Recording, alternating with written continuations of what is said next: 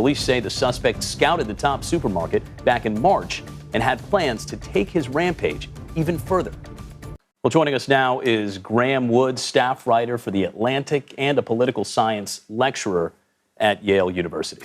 Graham, welcome. It's great to have you with us. So a document allegedly linked to the gunman reveals his belief in that racist conspiracy theory that we've been hearing about a lot now called replacement theory. Now, there are many people out there who may have heard it but don't know exactly what it is and where it comes from. So can you give us some insight into where this conspiracy theory sprouted and how it came about?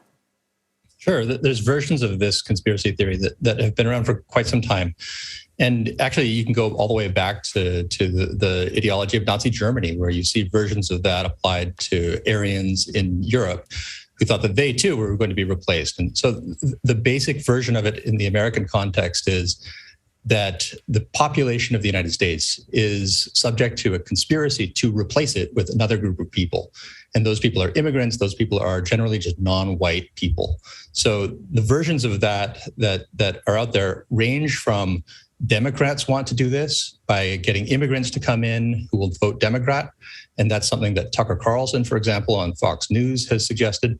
And then there's the version of it that appears in this 108-page manifesto that I had the misfortune to read over the weekend, left by the Buffalo shooter. And his version of that is that Jews are orchestrating the takeover of America by Black people and others who are not of European descent. And so he said, I'm going to commit a terrorist act because I believe in this version of the Great Replacement theory.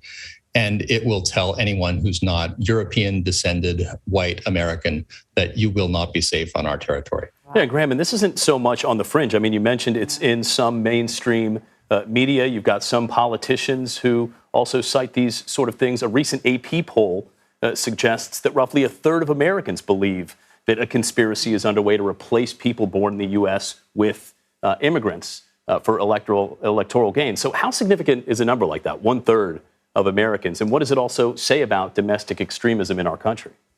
Yeah, 1/3 is not a comforting number. I would add, though, that I sort of ran through the different range of great replacement theories there can be. And the version that says that there is a cabal of hook-nosed Jews who are trying to do this is the Buffalo conspiracy. And it's not the one that you hear most of the time when you're talking to politicians or people in mainstream media. So I think we do have to distinguish here. And the ones who believe the Buffalo version of this are legit violent people who need to be found and neutralized in some way or another before they actually act out, because these people actually think that the way to stop this is as soon as possible to kill. Now, the rest of the people who believe this, I think, are in some cases in a persuadable range, who simply, I think, have wrong views about American history, about American politics, and I do think should be found and then interrogated on this in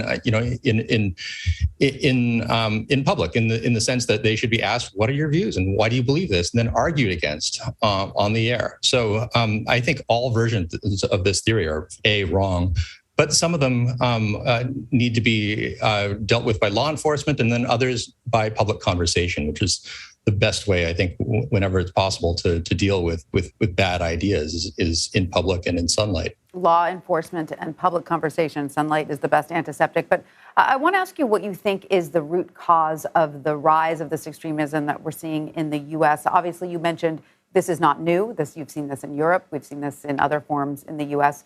But it does seem to be getting a little bit more sinister and certainly violent. So why do you think that is? What do you think is fueling that? I think partly it is just availability. I mean, for the last 25 years, I've been reporting on extremism of different types. And I remember seeing this actually even before the internet was around, but it was hard to get to. And now, if you are, as the Buffalo alleged shooter seems to have been, a very isolated person who just burrows into social media boards and can eventually just get down some very dangerous rabbit holes, then it's just much easier to get to versions of this that in the past you'd have to really do some work in the library looking at copies of Der Stürmer or something to get to. So I think that probably explains a great deal of it. There's also, though, the fact that versions of this, as I say, do exist in mainstream media. You have to turn on Fox. You don't have to do much more than turn on Fox News to see versions of this. And that, I think, can turn into a kind of gateway drug for this theory, which turns people on to other more radical versions of it. And unfortunately, in some cases, to violent versions of it. Graham Wood, thanks so much for your insight. Thank you.